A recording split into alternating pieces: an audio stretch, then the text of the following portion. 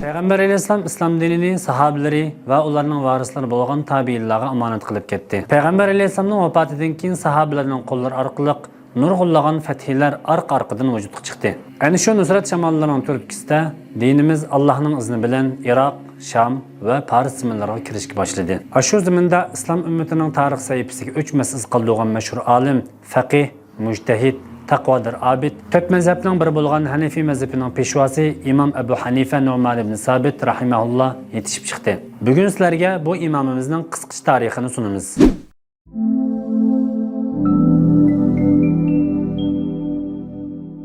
Abu Hanifa, ya'ni Imom Azam nomi bilan mashhur bo'lgan bu zot hijratning 80-yili Kufada tug'ilgan bo'lib, nihoyat aqlliq va zirak cho'ng bo'lgan edi. Kichik vaqtida Qur'onni yodlab, murattab qari bo'lgan edi. Imom Azam tabiindir. U kishining Anas ibn Malik radhiyallohu anhu va uningdan boshqa bir necha sahabani ko'rganligi rivoyat qilingan. U nihoyat taqvodor, abid kishi bo'lib, ko'p ibodat qiladi, ko'p yig'laydi. Mardlik va saxiylik bilan mashhur edi. Yosh vaqtlarida tijorat bilan shug'ullangandan keyin ruhiy pokizligi va chechanligi u kishini ilmga yuzlantirgan edi. Imom Azam ilmga yuzlangandan keyin nurg'ulg'an ahli ilm olimlarni ustoz tutgan bo'lib, u kishining eng mashhur ustozi Hammad ibn Abi Sulaymondir. Rabi' ibn Yunus mundaq deydi. Bir kuni Imom Abu Hanifa xalifa Abi Ja'far Mansurning yoniga kirgan edi. Xalifaning yonida Isa ibn Musa bor edi. U Imom Abu Hanifani xalifaga tanishtirib, o kishi bugungi kundagi eng olim kishilardandir, dedi. Xalifa Abu Hanifaga qarab, "Ey imom, siz bu ilmlarni qayerdan oldingiz?" deb so'radi. Imom Abu Hanifa buningga javoban, "Men bu ilmlarni Umar ibn Xattob, Ali ibn Abi Talib, Abdullah ibn Mas'ud va Abdullah ibn Abbas radhiyallohu anhumlarning ashablaridan oldim. Abdullah ibn Abbasning zamonasida u kishidan olimroq kishi yo'q edi" deb javob berdi. Bu so'zni anglagan xalifa Abi Ja'far Mansur Imom Azamga qarab, "Siz o'zingiz nihoyat puxta yetildiribsiz" dedi. Imom Azam haqiqatan o'zini ilmda puxta yetildirgan edi. Imom Azam ilmni va o'zi o'ttirib qo'ygan har bir dalilni o'zining eng mashhur ustozi bo'lgan Hammad ibn Abi Sulaymon va uningdan boshqa zamonasining dangliq olimlaridan olgan edi. Payg'ambar alayhisolamga o'lishadigan ilm zanjiriga muyassar bo'lgan bu zot haqida mujtahid imomlar nihoyat yaxshi baholarni bergan edi. İmam Shafi'i rahimahullohning ustozi Vaki' ibn Jarrah mundaq deydi. Imom Abu Hanifa nihoyat omonatdor kishi edi. Allohning roziligini har narsadan ustun ko'radi. Agar u Alloh roziligi uchun qo'liga qilich olsa, hargiz tashlab qo'ymaydi. Imom Shafi'i rahimahulloh ustozi Vaki' ibn Jarrahdan Imom Abu Hanifa xatolashganmi deb so'raganida Vaki' ibn Jarrah Abu Hanifa qandaqmi xatolashsin? Halbuki uning yanında qiyos va ijtihod yetishgan Abu Yusuf, Muhammad va Zufardek. Hadis yodlash va hadis bilishda Yahya ibn Zakariya, Hafs ibn G'iyas va Hibbandek. Arab tilini bilishda Qasim ibn Ma'indek.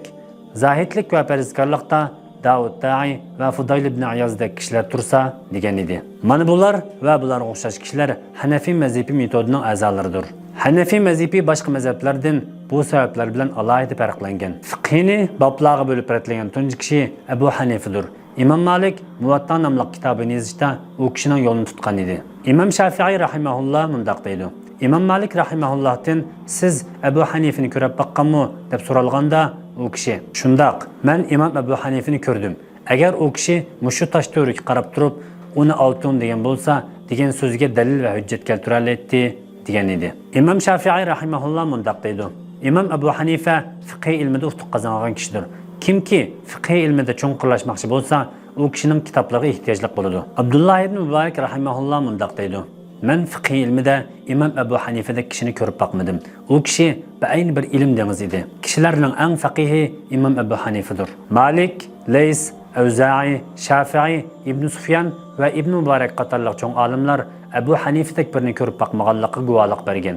Imom Abu Hanifa fiqh hukm chiqarishda Qur'on, sunnat, sahabalarning fatvosi, ijmo, qiyos, istihson va urf-odat qatorliq manbalarga tayinlatdi.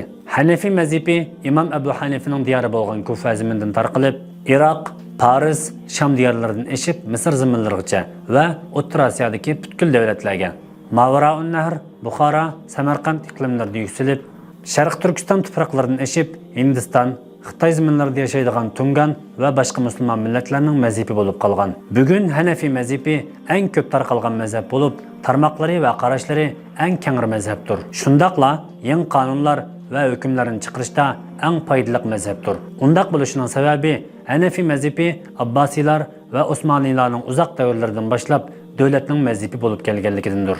Halbuki bu natija va g'alaba islom tarixining 4/3-ni egallaydi. Abbasiylar davridagi xalifa Mansur Imom Abu Hanifaning bosh qozi bo'lib turishini talab qilganda, Imom Abu Hanifa "Men bu o'ringa muvofiq emas" deb rad qiladi. Xalifa Mansur Imom Abu Hanifaning bu so'zini anglaganda qattiq g'azablanib, u kishini zindonga solib, urib qiynashga boshlaydi. Imom Abu Hanifa zindonda turibmi, mahbuslar va o'zini yo'qlab kelganlarga mudarrislik qilishni davomlashtirdi. Abu Hanifaning salomatligi nachar tamoq va yaxshi kutilmaslik sababidan kun sir ig'irlashishga boshlaydi. Imom Abu Hanifa butkul hayotini o'z kasbiga tayanib o'tkazgan bo'lib, kishilarga mol-dunyo va ilm tarqatdi. Kishilarga fiqh, taqvodorlik va mardlikni o'rgatdi. Imom Abu Hanifa Umaviylar davrida bir qatim, Abbasiylar davrida yana bir qatim qozilik mansibiga taklif qilingan bo'lib, ikkala qatimda tan jazosiga uchragan bo'lsa-mu, rad qilgan. U kishi hijratning 150-yili Siddiqlar va shahidlar qarovini qo'shilgan.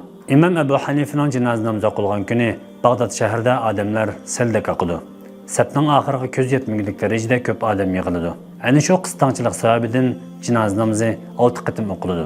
Yuqorida tilg'angan yoki ilinmagan, mazhablar tarqalgan yoki tarqalmagan barcha imomlardan Alloh rozi bo'lsin. Imomimiz bo'lgan Abu Hanifa rahimahullohni Alloh o'z rahmatiga olsin va aziz qilsin.